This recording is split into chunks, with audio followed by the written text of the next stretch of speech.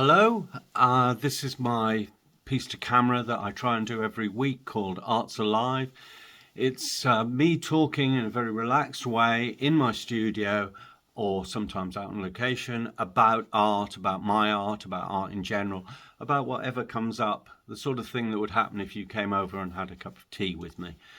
The point of doing it is to tell you what I'm doing, and also I really want people to get into art. So please subscribe, please tell your friends that I do this piece to camera, and maybe make comments and join in the discussion. So what have I been doing over the last month since I last did a piece to camera?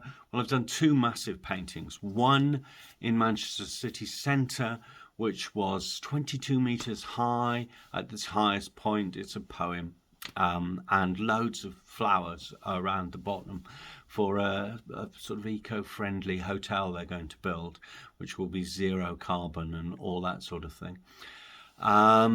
So we've been doing that. It was scary getting up the ladder, and while doing it I met with, or they were just passing in the street, so all three of us met.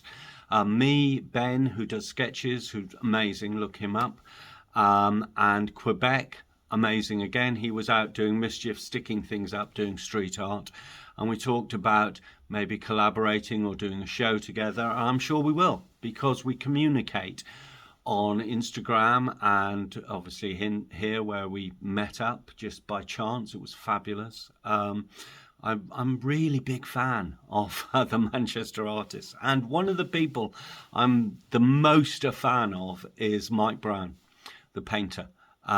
He does sort of classical religious artwork, but not using religious figures, using footballers and people in popular culture. I suppose football is a religion, but anyway, they're massive, very allegorical, they tell a story. And we talked about the way in which art is both message and method, and that he went to Chelsea Art School and learnt a lot about method. He went when he was 16, which was a while ago because he's a year younger than me. And we've been friends for whatever, 40 years. We met at a nightclub called the Hacienda. I was much too young to go in. No, I went there every week. In fact, I DJ'd there. I DJ'd at the Hacienda. I don't make a career of telling people that, but why not?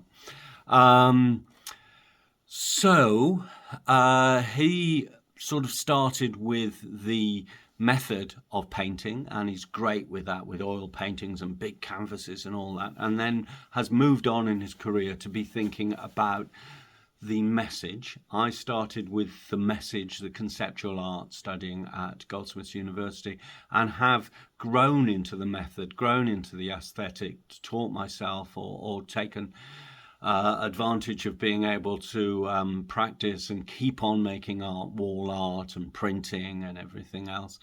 And so we've met in the middle now at the place where art is. I think everyone's an artist, but I think we've got to think about both sides of the conversation, the way which we make things, the way they look and what they're about. And I've said that before. I'm reminded of a conversation I had with another Manchester street art artist, and he was saying that I wasn't an authentic street artist because my paintings, my street art was an advert for my prints or my other monetized things. And there's loads of stuff out and about that I haven't monetized. I've just done because I wanted that painting to be out and about and up, and the enthusiasm of making it. But as he got more drunk and more enthusiastic about the fact that he was a real artist and I wasn't, I see his point though. And I love the fact people disagree with me. I love the fact that there's a debate. That's most of the reason why I'm putting myself up there, to be to just be part of the conversation, that you can see what I do and think about what I'm saying, and that is the point of doing these pieces to camera, that it is democratizing to, gives everyone a say, to talk about art and my art and what I think about art. I've also been talking to someone about advertising. And of course, Banksy subverted advertising. Steve Lazarates was saying how Banksy was obsessed with adverts and changing them, and the idea of what does and doesn't get into art museums, and validation and voice and those things. So a great influence on British art over the last 20 years. And also an influence that he just got off his bum and did things. He was always up to some mischief, which I think is great. I wish I did more mischief. I always think that. So I'll be doing more mischief again soon. Please tell people to subscribe, and please join in the conversation with comments, and make more art yourself. And I will speak to you again soon. Bye for now.